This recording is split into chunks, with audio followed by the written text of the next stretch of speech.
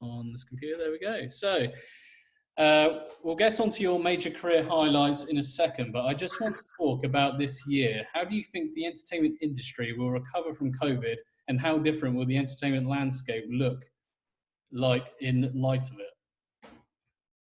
Ooh, well, while I've been locked up, locked down, kept down, I've been thinking about all this like everybody else is. And all I can say is I've learnt two new words.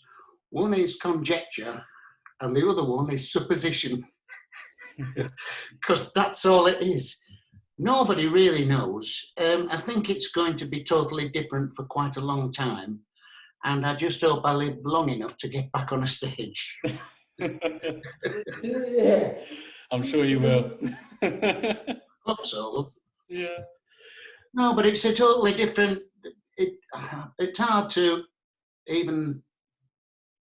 I were only saying a year ago, but when I walked out of pantomime with my little dog under my arm and all that, and I never thought it would end, and my work would be cancelled. So it's a totally different game now.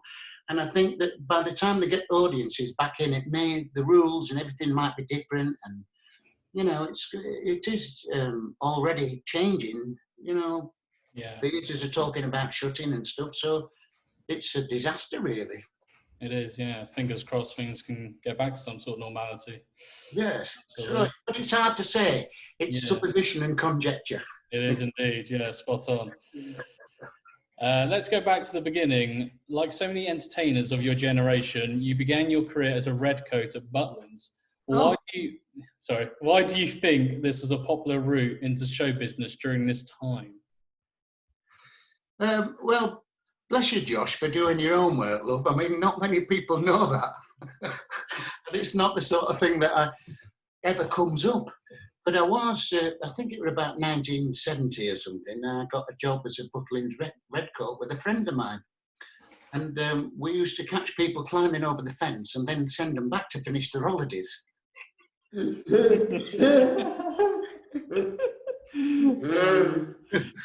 the thing was, they used to knock on your door and say, "Have you got a woman in there?" You go, "No." You say, "Yeah, you want one?" Every month we had lettuce for breakfast, we had lettuce for dinner, and we had lettuce for tea.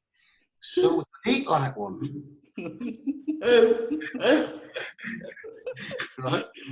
But unfortunately, that weren't me. I went to Eastbourne, which they were all old people and stuff. It were really big, it was a different world altogether. So we did the whist drives, and they had to set up the stuff for the church service and the tea dances and nobbly knees and all that. They were all older people, bless them. But it was a good experience. But at the time, the Redcoats used to put the Redcoat show on, so you got a chance to be involved in a proper show in the theatre. And the beauty of it was that you got to know all your audience before you went on stage, and they loved you before you started, sort of thing. So it was a great experience. I only did one season, and then finished up doing the clubs. Became me and this other lad who I went to Butlins with. We went back and started doing the clubs. So in a lot of ways, I'm very grateful to Butlins and the way. I think it's a different ball game now.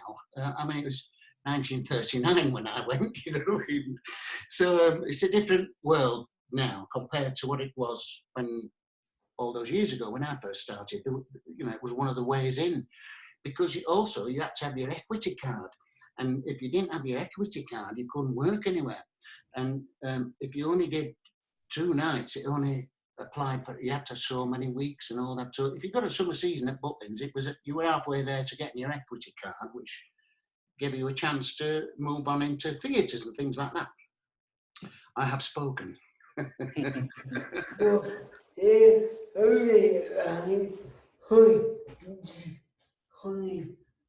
Was it a bit like Heidi High? Not so much. Where we were, it were a place called Cliftonville, just outside Margate. I couldn't remember then. And there were 3 hotels, and you sort of did a bit in one hotel and a bit in another one, and a bit in another one. But they were mostly old people.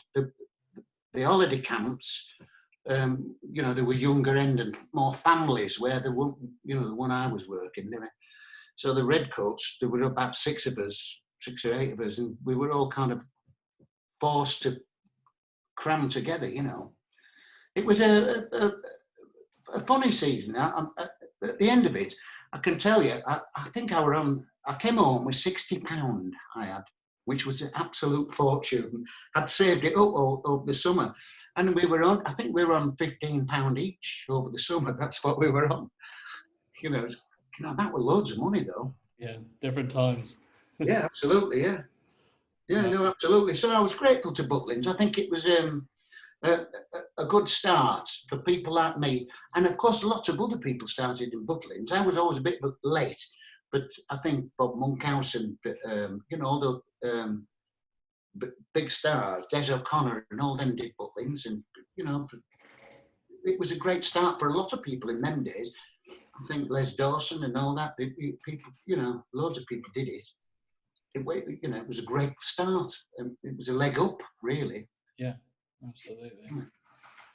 So after that, yeah, we're one of them now. Yeah.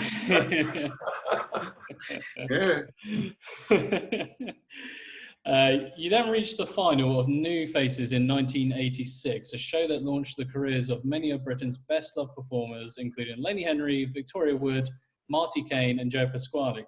What sort of stigma was attached to these shows by other performers on the circuit? And in hindsight, how significant was this to the rest of your career? Well, it's a great question, Josh. And once again, bless you, love, you've really done your own work. I don't know about the stigma bit. I mean, for me, because I started basically in 1970, so it was called New Faces. So it took me 16 years to be a new face. Right?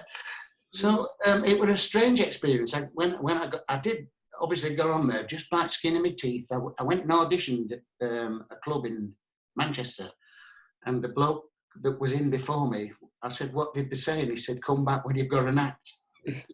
Oh, God. So I didn't get on, but somebody dropped out and I got on at last minute and I won the heat. But in the finals, there were 12, it took 12 acts to beat me. I took a real nosedive. And it was like devastating because I thought that it would give me a chance to do other things. But then, as it happened, just at the point of absolute depression and thinking that I'm going to go back to the same clubs to see the same people sat in the same chairs, you know, the same, you know, doing the same thing night after night.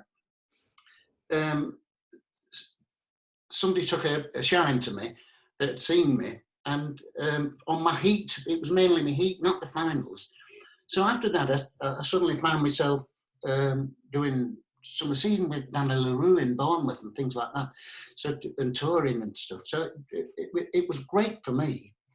Of course, New Faces was the forerunner of, you know, all the great talent shows and things that we have now. You know, obviously the prizes and that are much bigger, but you know, it's the same kind of thing. I mean, it was terrifying for me. It was, and still is. I spend my life shitting myself and being relieved. I shit myself going to work, and I'm relieved when I drive home and I've got my money. That's a bit like him.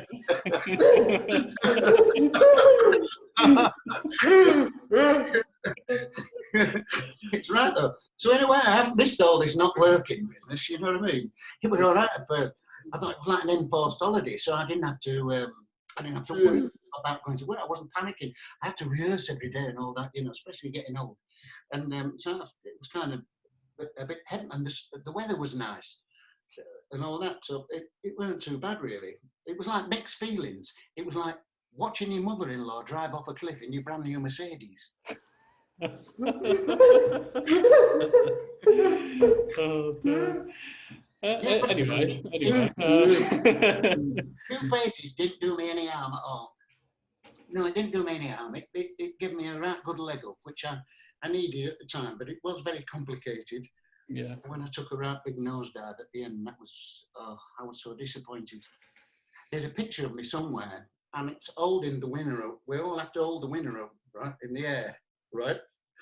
And you can't see me. I'm hiding at the back. Laptop. Oh, no. Oh, no. Oh, no. Oh, I thought it was the end. But it was. Oh, dear. No, that was a So, good question, that. No, I can't see that it, you know, for some people, if it was a disaster when you went on there, like any television, it can make you or break you. So if it's your performance doesn't go down well for whatever the reasons are, then obviously a lot of people see it. So I used to do jokes like, you know, I went on, because I did go on Opportunity Knocks in about 1972 or 3 with the lad from Butlins. And I said we did that well. We had 8 months' work cancelled. You know, because it was so shit. Everybody was thinking, "Oh, we're not having them." Right? it's dreadful. Oh, you can't win them all, can you? No, you can't. Absolutely. Okay. So during the 80s and 90s, you worked with the legendary Danny LaRue in the theatre. What sort of grounding did this give you in entertainment?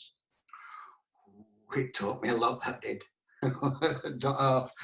Well, first of all, Danny was very strict, and he was very wary of comedians being on his show, because if they're doing well, they do longer spots, and if they're not doing so well, they cut it down. And when you've got a production show and it's all about timing, so I'd heard all about this when they booked me on the strength of this New Faces performance, and I had the chance to work out a spot that was kind of, it's hard to do it, but I think I had something like 12 minutes on the show, apart from the other bits in the show, but my own spot was about 12 minutes.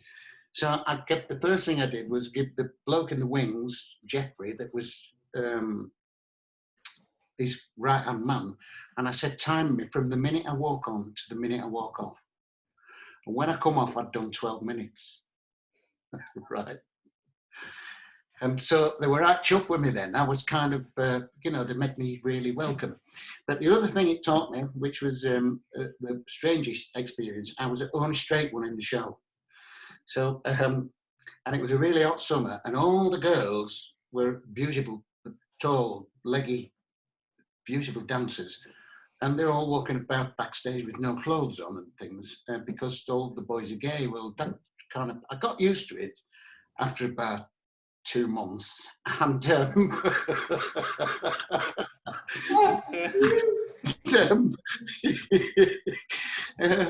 that was a bit of an education. And then I toured with them and all that, and it was hilarious, the things that happened and stuff, and Danny and everything, and we did become friends. You know, I was grateful for all that. It was nice to be given a chance, because it's a tough decision for the top of the bill to have who you're going to have on your show, isn't it? I would think. Yeah.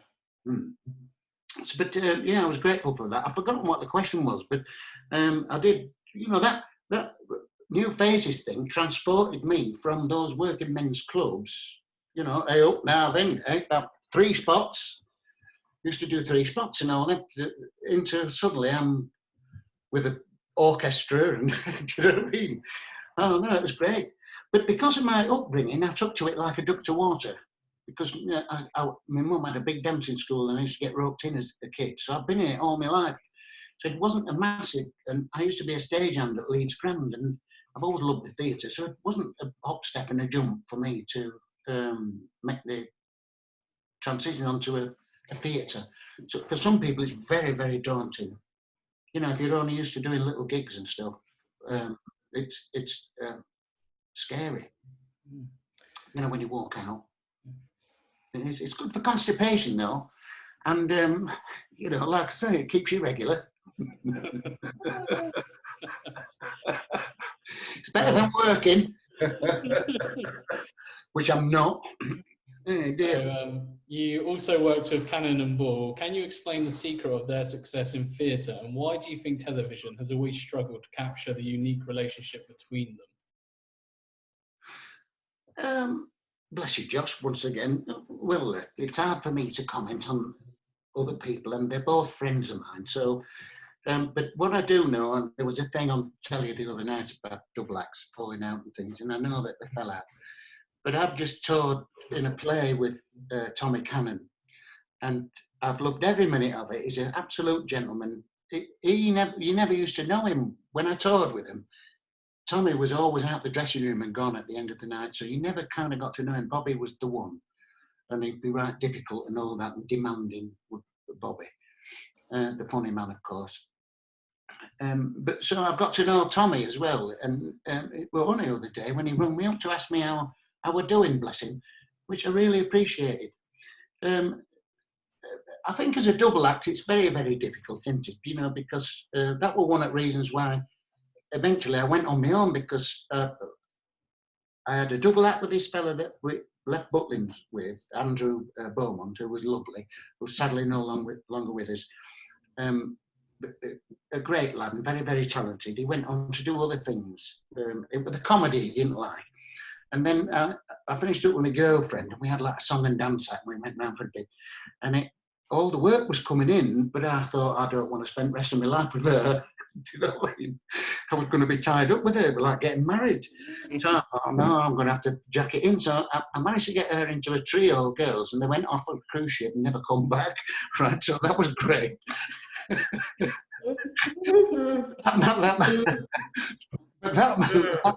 That meant I had to do something. So I finished up biting the bullet and going on my own. And so that was, I went on my own. But I sang and I tap danced and I played guitar and banjo. And I didn't do any comedy at all. I was just more of a entertainer, if you called it that. And it was funny because one of the first nights, my mother, bless her, gave me this routine, which was a magician's routine, where you had a balsa wood dancing cane, right, a cane, but a cane, but it's on a piece of catgut, what you can't see. So you can do this routine with the cane, and it's called the dancing cane. And if you get it right, you can actually spin the cane slowly, so it comes back into your hand and all that. Look, if the lighting's right, and you can't see the cane, it's only dead light it is. So I got all one of them, and I learned all this routine, right? And my mother taught me this dance, and it was the song was called "Without My Walking Stick, I'd Go Insane. Can't look my best, I'd be undressed without my cane." And then it go da da da da da da. And then I do the cane with my cane, right? So I've done the thing with the cane, doing all the cane. That's the first night I did it, I forgot to move my mic stand. And the walking stick got wrapped around the mic stand and went spinning around the mic stand, right? And I couldn't get it off. Well, the audience were just falling about laughing. So I tried to keep it in, but I couldn't make it work. But I suddenly thought, that's what I want to do. I want to make them laugh. That's what I want to do. Yeah. I'm not good enough to be serious. No, so the comedy gradually took over, and also the backing in the clubs was crap. So or a lot of it, not all of it, some of it. So we tap dancing and things, so you'd have to miss it out of your spots, which meant you'd have to have a bit of time to fill. So I'd tell a joke, and gradually the jokes started I found it very powerful, and that started taking over. So one day I woke up and I was a comedian. God knows I am. I still don't think I'm a comedian. People call me one. I'm a comedy entertainer, I would call myself. Yeah. A knackered old comic that's out of work doing no. Allotments are starting to look attractive. I'm getting that old. I don't even look like my photos anymore. I haven't worked for 5 months. All I can remember is good evening. What chance am I going to stand? Okay. I'm sorry, I go off on a tangent, yeah, but that's all right. too. You carry on, yeah. Keep on talking. If it's all I'm interesting. so sorry. I'm sorry, I forgot what the question was. It's something about talent. I was asked a question before, or Danny LaRue. Bless him. Danny. Oh, Danny. Yeah, it's all right. We'll move on to the next one. It's no problem. Yeah. So in 1989, you secured your own BBC One series, You Must Be Joking. Oh. What sort of accolade is it to head up your own comedy vehicle? Oh, Well, that was a disaster, really. So it it it wasn't my own comedy vehicle. It started off. They were always looking for like a vehicle to put me in and all that. But I always kind of missed the boat because comedy moved on, and I was more of the old-fashioned type comedy. So I did a pilot for Thames, and that were awful. And I think the song I sang at the end was "Didn't we almost have it all?" You're right. I sang that at the end. It was so true, you know. That's as close as I got. So then the next thing was this "You Got Me Joking," it were called, and it were based on like Rowan and Martin's Laughing, you know, fast food comedy, you know, people sticking their head out at windows and shouting a joke out and stuff like that. And so we did it. We got all, but first of all, it was just me, and then it was me and Shane Ritchie.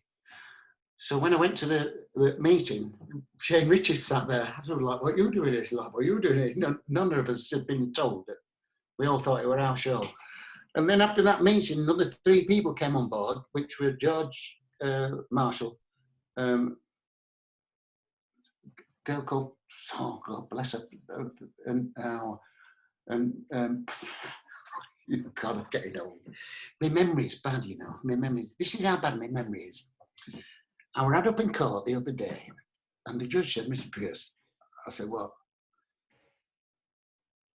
I said, "I can't remember why I'm here. Where I'm here." He said, "I'm going to tell you why you're here." I said, "I'm awfully sorry. I can't remember." I said, "But my memory's bad. I can't remember anything. I can't remember. My memory's bad." He said, "I'll tell you why you're here then. You're here because on June the 19th last year, you were seen speeding through the middle of Leeds on the roof rack of a Bulbo estate, making love to a one-legged dwarf, blowing a penny whistle and flicking peanuts at passers-by." I said, "What was the date again?"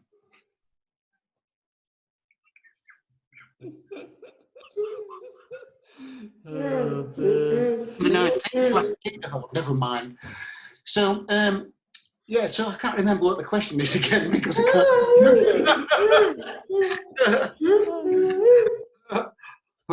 You shouldn't read.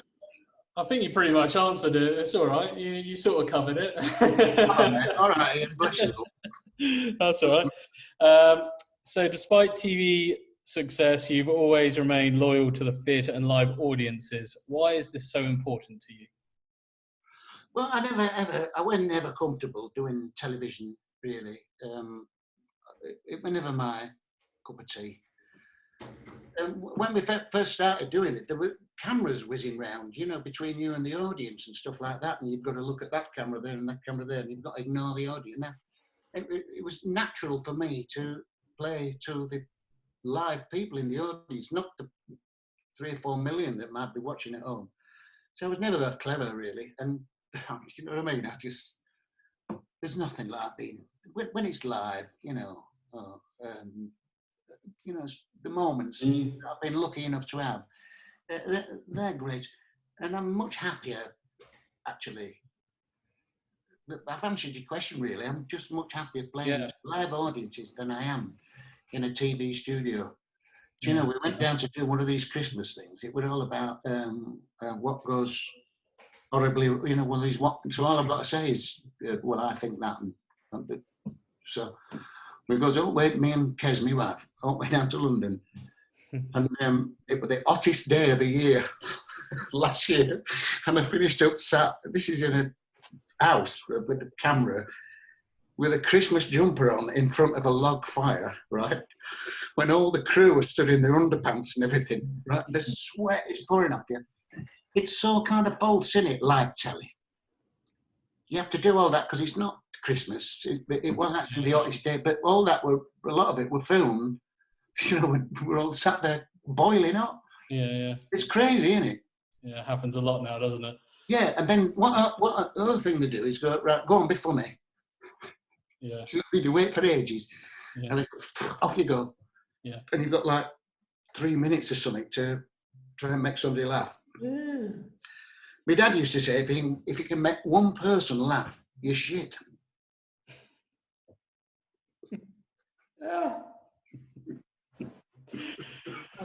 Oh, dear.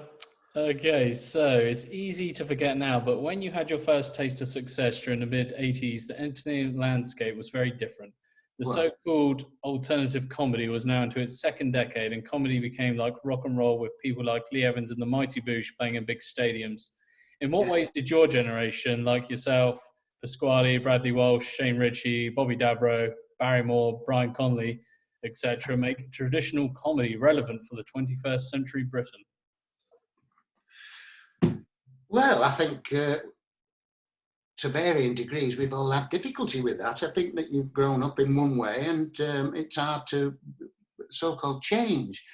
For me, it's no big deal because, like I think for people who've been a big star, it would be very, very difficult to come down, once awful things have happened to, to just getting the push and all that all of a sudden and work drying up and all that. So it goes full circle. It's like now, isn't it? But so for everybody, all us people, yes, but there was always an audience for us. There was always, so for me, it wasn't no big deal. I never wanted to do telly anyway, but for me, there was always my audience. So I was quite happy with that and just changing the act as much as I could. I mean, the clubs, some of the harder gigs that I do, which, I wouldn't be rude to them because they pay me to go there. Um, not many people could do them. I'm not blowing my own trumpet, but there are venues, and it keeps you sharp. And I'm not a observational comic, but I do some big chunks of my own stuff, and I'm pleased when it works. But I'm happy with my gags as well. I like walking out and hitting them as hard as I can with, to get them laughing. Once you've got them laughing, you can go off on a bit of a thing. But so for me, it's I enjoy it. I think I'm sharper now. I think the audiences have changed more than others. Like these places that I'm talking about, they're pissed before they get there, and they're getting there at 8 o'clock at night, and they're probably taking loads of drugs and everything before they've even got there, and got half a bottle of vodka in their handbag, and that's just the men. A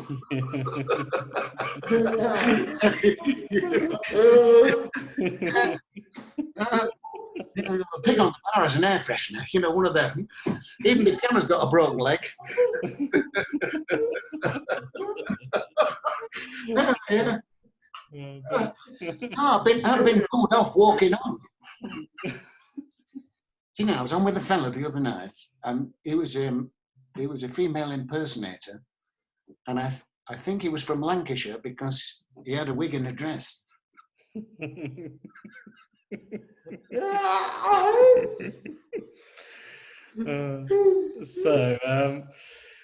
When I interviewed Joe Pasquale, he said that you dared him to I hate him. He's horrible. Don't talk to me about him. What a vile man he is.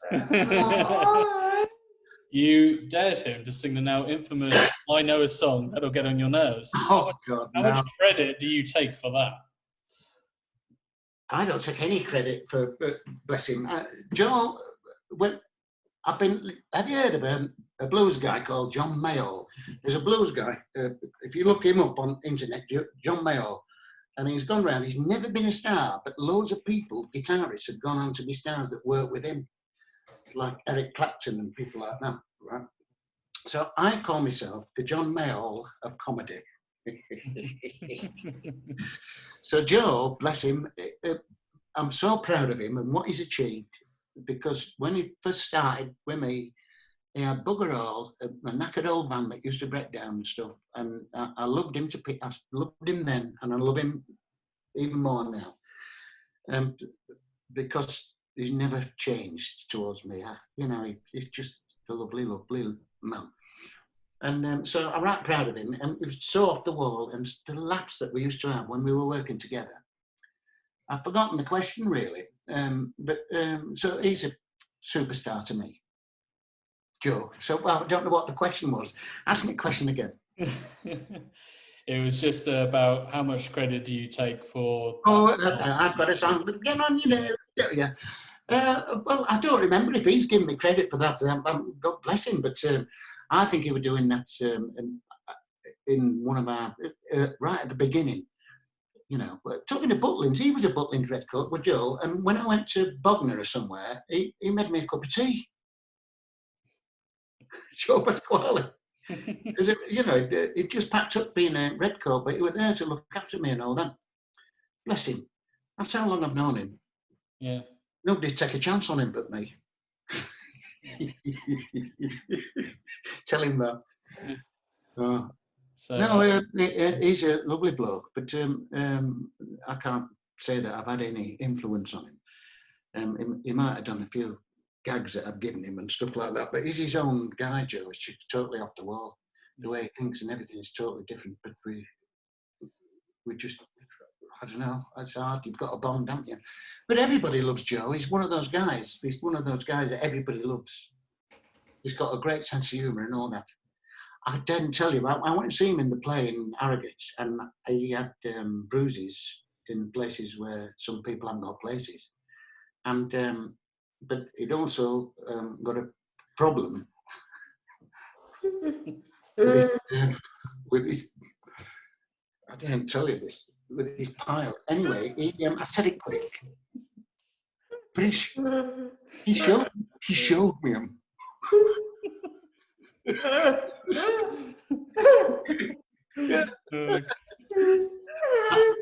I didn't want to kiss it better, but I've got to say that's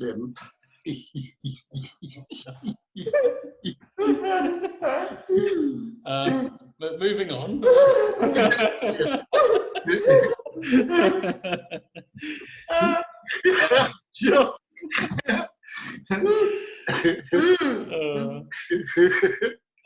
Anyway, how important... I've got lots of stories like that, mate. I can if you want to ask me, what have I got to lose?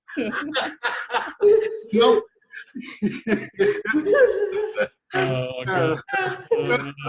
A friend. That's what I've got to lose. Yeah. Dear friend, a close friend. No, absolutely. Yeah. We don't see much of each other, but you know. Yeah. Like Bobby Davro and people like that, I had a day when I spoke to loads of people when they cancelled the Panto, when it was definitely, that was it. So loads of people was ringing me up, and it cheered me up actually. Good. Like I say, Tommy Cannon, Joe, Bobby Davro, loads of people, just people from the theatre and all that, all ringing up saying, "How are you? You're all right," and all that. Yeah. I'd known about it for ages. I just couldn't tell anybody. One of them. Secret. It was a secret. Yeah. So how important was Des O'Connor in giving entertainers like yourself a TV platform? Well, it was great. Going back to what I was saying before about being nervous on television. So I did a couple of Des O'Connors and I did all right. I was ever so nervous. I'd got it all planned and everything. So then he asked me to do another one, and I talking about writing my own stuff. So I did this thing about the hotel and the concierge, and would you like to getting the words croissant and concierge mixed up and go somehow I can't go in. It was like going outside and hitting the doorman, because it got them all mixed up. Anyway, I did it on the thing, on the show. I got it all mixed up and they had to stop and start about 2 or 3 times. I'd never done that before. And the worse the more I cocked it up, the more nervous, obviously, I became. My confidence went and everything and all like that. So they cut it to a minimum, and that was it. I didn't hear anything for about 3 years. And then suddenly my phone rang. Hello, Des here. It was Des O'Connor. And he asked me to go, he rung me up and asked me to go on. I don't know how that happened. But anyway, I went on and he asked me, will you do those, the mother-in-law gags and the thing and all that? He asked me, told me what gags he'd like me to do. And I went on and of course it was all right. So, he was massive, so to me, that was great. He was kind to me, very nice and great with only thinking about Freddie Starr. I mean, look what happened with him, with Des. It was great, and you know, loads of people have been lucky enough to go on there. Johnny Casson was another one who did really well on Des, and all that was, you know, I'm a big admirer of him. He's a great comedian, Johnny. So that's my answer, really. Thank you very much, Des. With a bit of luck, you'll soon be back on the road with your new tour, Funny Guy. What can we expect? Well, I have no idea at the moment. Funnily enough, I've got these, because I've been down in the depths recently. You know, my moods have been up and down like prostitutes' knickers, and I don't know whether it's worth even thinking about it or how it's going to be. I've got this nightmare of just people socially distancing with masks on, and I'm going to go out with a mask on with it all cut out so I can talk. And you start thinking about how am I going to do this? How am I going to do it? And there will be ways and means around it. And also I've been thinking about what's funny about it all. What's funny about coronavirus? And there isn't much that's funny. You know, I've been, I've been isolating because of me. I've got no spleen and all that. I had a motorbike crash when I was 16. Well, I was actually jumping 14 motorbikes in a double-decker bus, and somebody rang the bell. So I've been stuck in here, but it was all right at first. But it's kind of getting boring and worrying. And I think when it's going to hit me is in the depths of winter, when I'm not going to Panto, you know, every day, doing 2 shows a day, which has been a massive part of my life. And that's going to be, I'm going to find that, I think, a bit hard. And of course, the money side of it, you know, we're living on savings, so it's not going to last forever. So it's hard to think of anything funny about it. But I've still got clubs and stuff left in my diary that I should have been, what day is it now? Friday? Yeah. Sorry. It is, I should have been at Viva tonight in Blackpool. That's where I should have been. But obviously, no chance. And I've worked for ages. So I've no idea. I think it's going to be different. It'll be a different way of working. I've been thinking about things that I do when I actually work in the audience, and I go up to people and I kiss ladies' hands and things like that, and those kinds of things, which obviously if it was a socially distanced show, you wouldn't be able to do any of that. Yeah. You know, but I still, even at my age, I'll fall off stage and things like that. And, you know, only because I'm blind and I keep missing it. Allotments are getting attractive now. I can't pass one without dribbling. I can't tell you where from.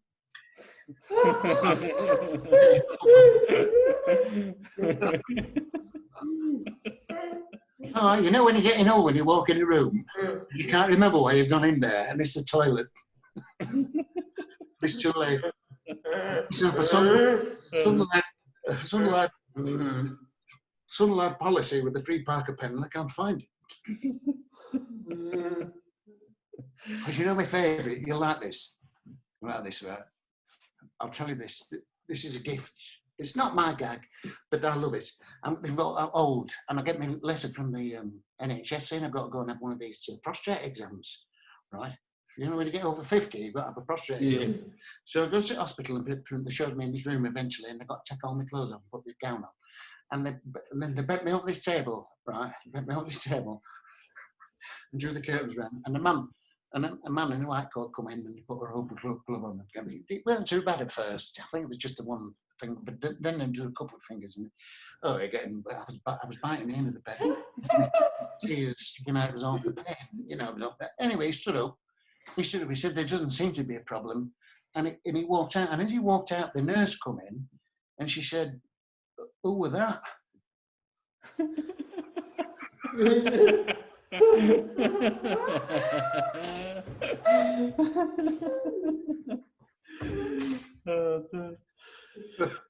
So, looking back at your career, what's your proudest achievement? You killed him with that one.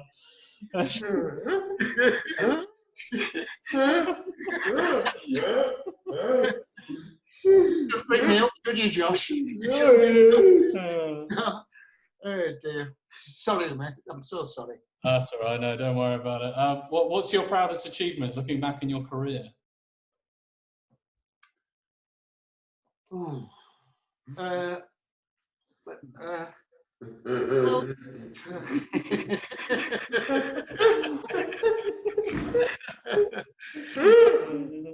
I have to think then. Well, once, nobody ever saw it, but I managed to get a tape of it, and I've lent somebody it, and I've never got it back.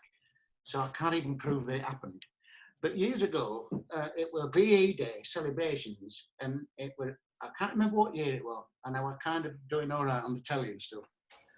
And it was the man that used to do Young Generation, Dougie Squires, asked me to sing a couple of songs in the celebrations on a massive stage in Hyde Park.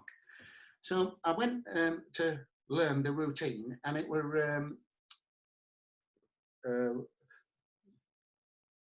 what kind of fool am I who never fell in love? And it went into it were all from Stop the World I Want to Get Off, the musical. It were all about British musicals. So I sang that and Gonna Build a Mountain, and I rehearsed it with a bloke in a cellar in a piano, on a piano, right? We didn't have internet and all that. I had to go down to London. Anyway, when it comes to the day, it was huge. There was 130,000 people there. These massive screens at either stage, a full, massive orchestra. I'd only rehearsed with the piano. There was a 300-piece gospel choir behind me. And the stars that were my backing vocalists were just, it were unbelievable. It were somebody Kennedy that used to be from all the summertime specials and all that. She was brilliant, that musical star. Oh, just look, I can't think now. Glory Honeyford put me on, and all these stars went before me, and all that. When I went out, I went absolutely petrified. What kind of fool am I who never sings aloud? And then into Gonna Build It, and all this gospel choir come in, and I hit this note. I hit this note at the end. I couldn't hit it now. No way I could hit it. I could have hit it then. And I turned round, and the whole gospel choir were clapping me, man. They were clapping me. I wanted to stay on forever. Somebody, everybody went off, you know, the next person, I'm still there like that. Somebody got hold of my elbow and dragged me off.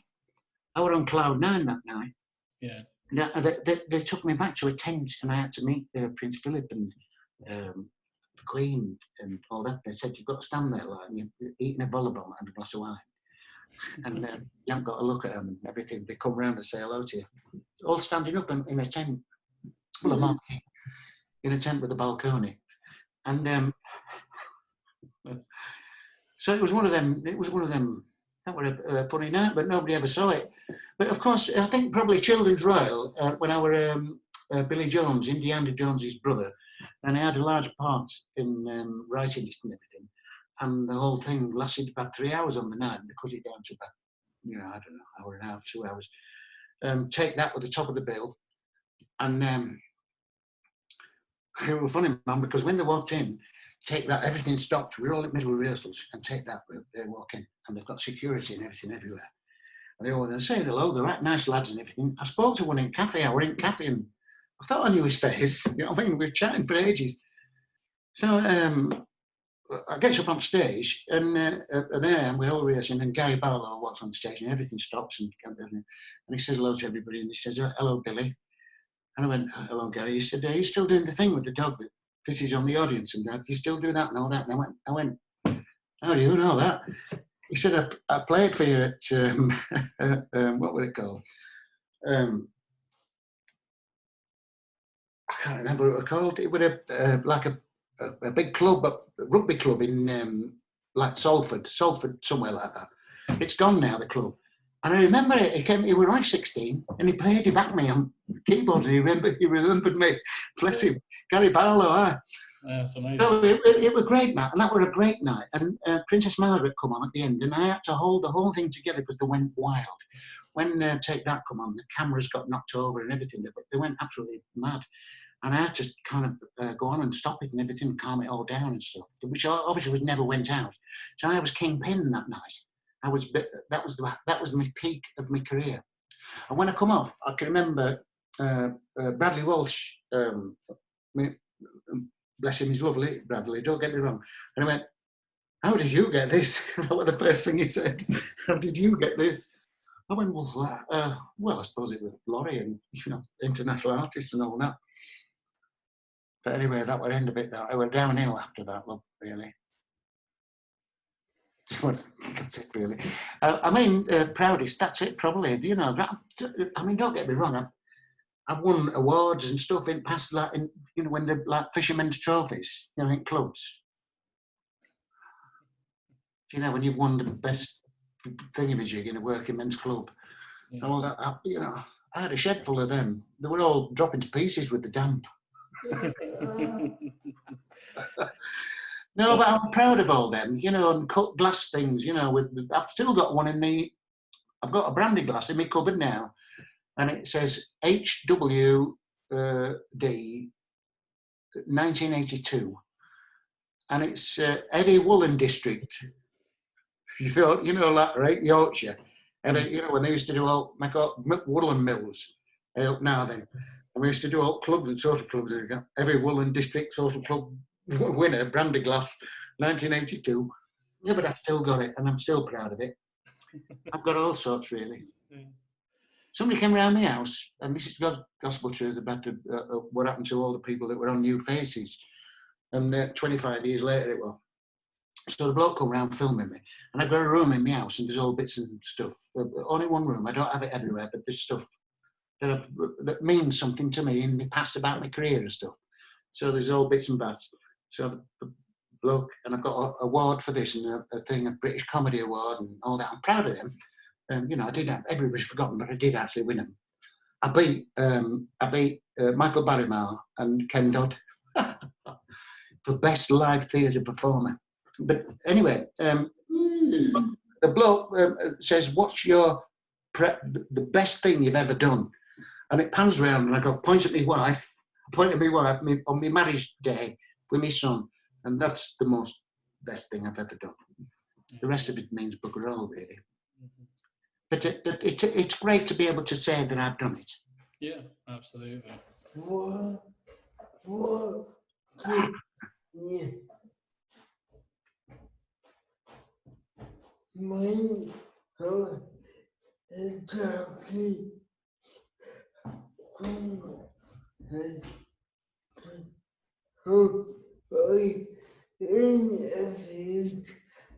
Turkey.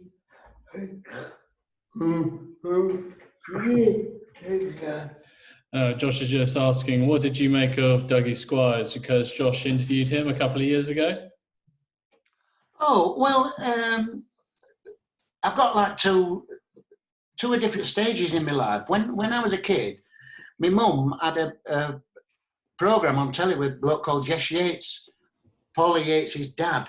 And they had a programme on telly called Junior Showtime, which was like a variety show for kids, and it was fronted by a bloke called Bobby Bennett. And there was a lot of famous, like Rosemary Ford were in it, and Jack, what they call him, Jack Wilde, that were in Oliver and all them.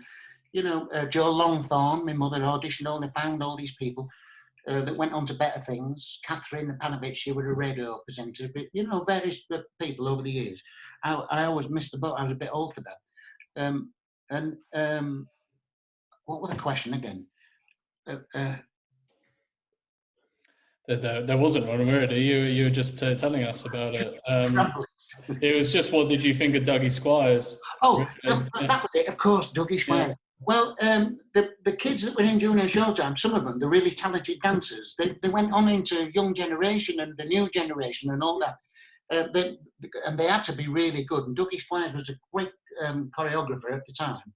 So a lot of the stuff, when they used to have dancers in variety shows on telly, a lot of them were his. In fact, he had his own show on telly at one point. So it was massive, but obviously very kind to me. I think, probably because of my mum. My mum's son and dad had seen me somewhere, and I mean, he asked me to sing. That was the thing, not be a comedian. that was a beauty of it for me. They asked me to sing and stand there in front of all those people and sing, which is, to be honest, it's a lot easier than trying to make them laugh. If they don't like you, just carry on singing, you know. But it's when they start chucking stuff, mate. I once got hit on the head with a tomato and it was still in the tin.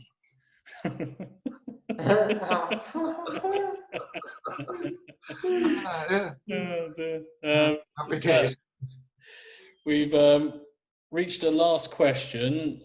Josh always ends most of his interviews with this. It is, what's next for Billy Pearce? Probably go out when the wind's dropped and cut my grass again. And you know, what else? I've no idea. I have no idea. I think, as we've already mentioned before, it's going to be a totally different business. It might be something, for me, I think it's going to be something I can do at home like this. But obviously, that's not going to make me any money. So at some point, I'm going to have to try and make some money. So I could unload all my equipment out of the van and go as Pearce's Light Removals. So that's one idea. The other thing is, I've got a little studio in the house, and I do love music, and I could probably go back to that. I've left it alone for a long time, and I enjoy writing and singing. So that would take me away from worrying too much. And the other thing is, I've got a database that you might be interested in that I've done only me on my own, which is comedy. And up to now, I've managed to categorise 28,000 jokes, and you can find what you. So you want a joke about a pregnant zebra, you can find it.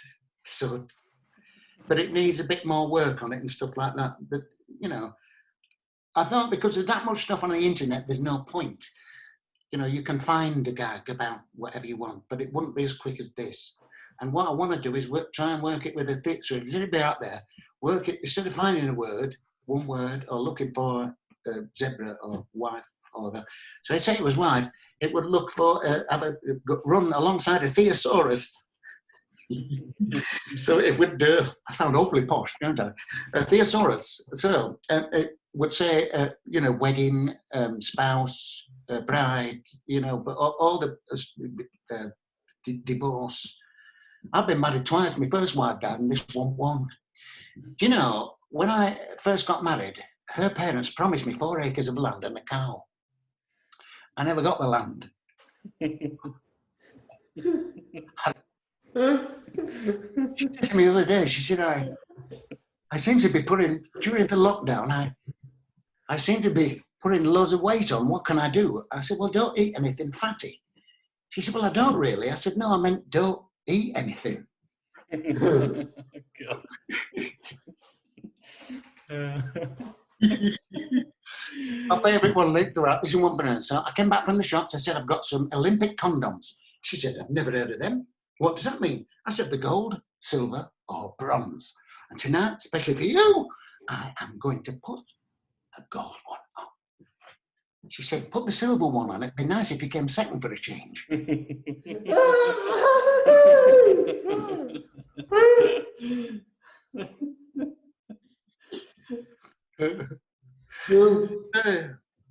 So I'll have a bash at that and try and, you know, write some stuff and come up with bits. And got my cards out. And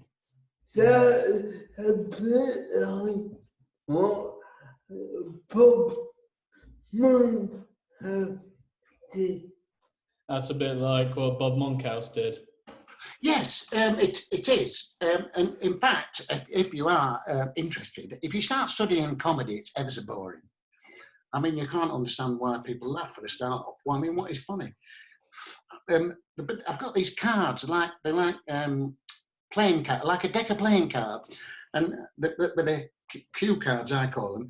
And so I write my whole act out on these cards. So it's about 2.5 hours of stuff, and it's like that.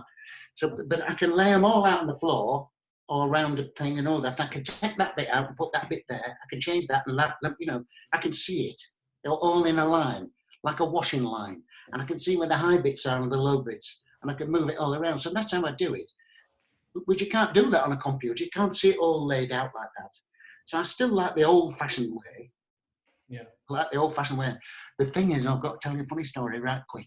So I'm on Viva at Blackpool, right, which is a cabaret venue like the old Batley Variety Club type thing, and the follow spot's right in your face. So I'm on there, and I've got to behave because there's kids in, right? So I don't want to say anything because there's kids in. I've got to be careful, you know, it's horses for courses. So there I am on stage, and I get halfway through my act, and I've got the cue cards, and I put them in the wings, right, on a set of drums in the wings. So I forgot my act. I've never done it before. Completely gone. I didn't even have a backup. So there I am. Has he gone for a wee? No, just shutting the door. So I thought, well, I said, I'm ever so sorry, I forgot my act, right? So they're all laughing, thinking I'm having a joke, and all that. So no, I've forgotten it. So I go in the wings to get my cards. So I gets my cards, takes the rubber band off them, and I've got the microphone in my hand, and I couldn't shuffle through the cards because I've got the mic in my hand. And not only that, it was dark. And not only that, my eyesight's bad. I keep running into pubs. And so I can't see the cards. So I goes back out. Honestly, I goes back out. I'm on the stage, right? And I'm still lost. I've got the cards in my hand, and I saw an empty seat next to this woman at the front.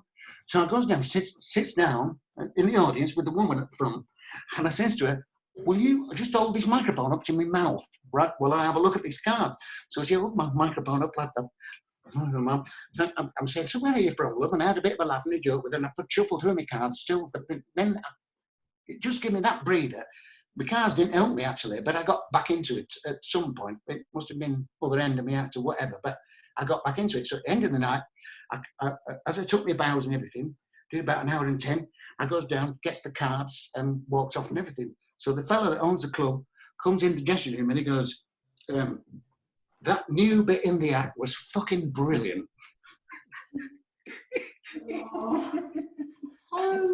Well played. He thought it was real. Yeah.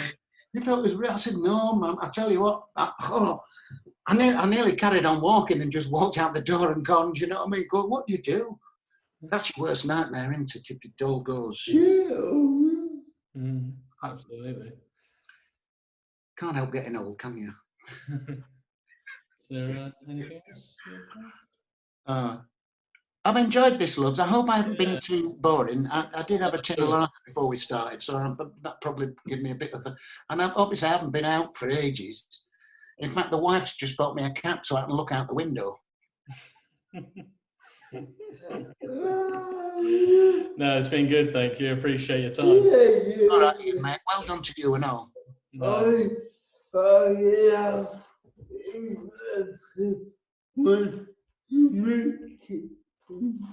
He loves interviewing comedians like yourself. I'm not a comedian. I'm a comedy entertainer. But Comedy entertainers like yourself. get the billing right.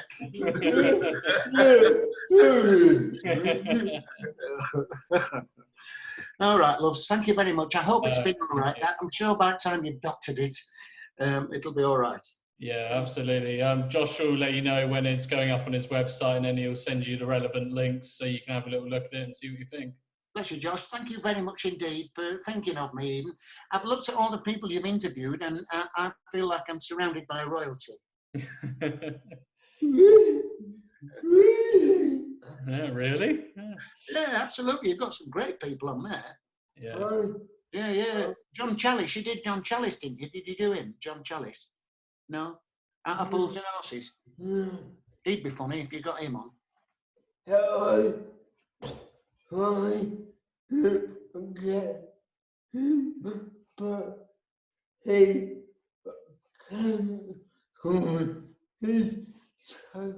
Yeah. Josh did try and get him actually because he was due to do a show here on the Isle of Wight earlier in the year, and Josh had tickets to go see it, but obviously what happened with the world, it didn't happen. So yeah, got cancelled. I'm sorry to hear that. You know that theatre on the Isle of Wight, and there's a bloke there that does interviews, an old radio presenter. It's awfully posh and talks like this. Yeah, John Hannon. That's him. Yeah. So we're at that theatre in this play, and there's nobody in, right? It's like nobody in, and it's all about the play is all about dead people. It's called Seriously Dead, the play, right? But it's ever so funny. It's me. I think it was Fraser Hines at the time out of Emmerdale, not Tommy Cannon. It might have been Tommy Cannon, Chrissy Rock, right? Leah Bale and all this, and the premise is that this woman, her husband has died. So it starts off with a coffin on the stage with the tab shut, and she's crying, but at the same time she's laughing because she's going to get all his money.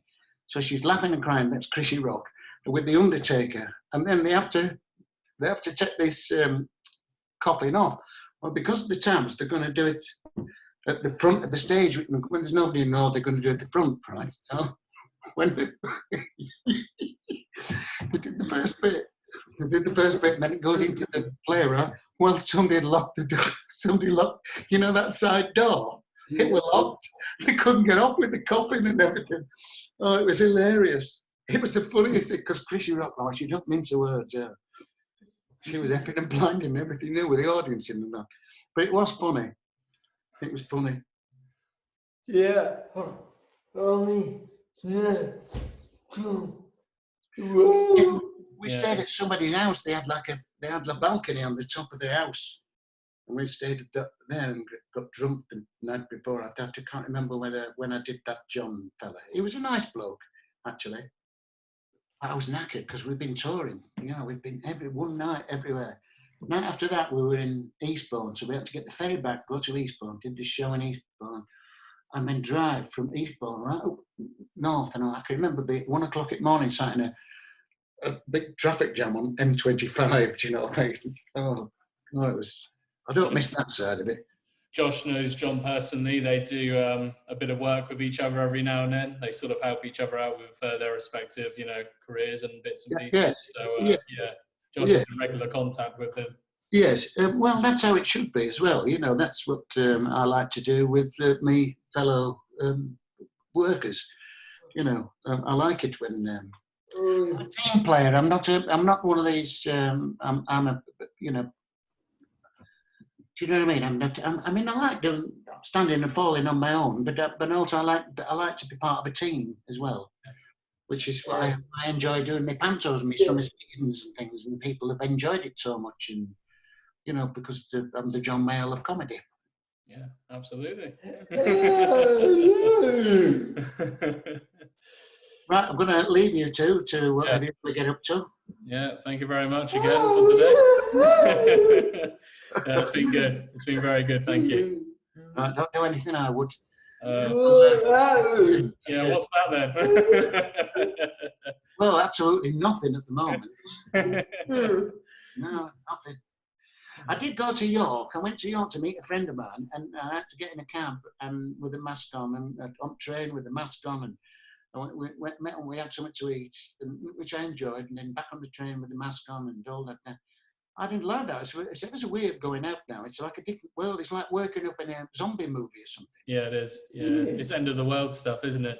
Yeah. It is, yeah. It's the weirdest, awfulest thing. It's like I said to get it, but like a year ago, who would have thought all this, and like school exams, and it's one thing after another, and Brexit, and like we're bombarded, aren't we?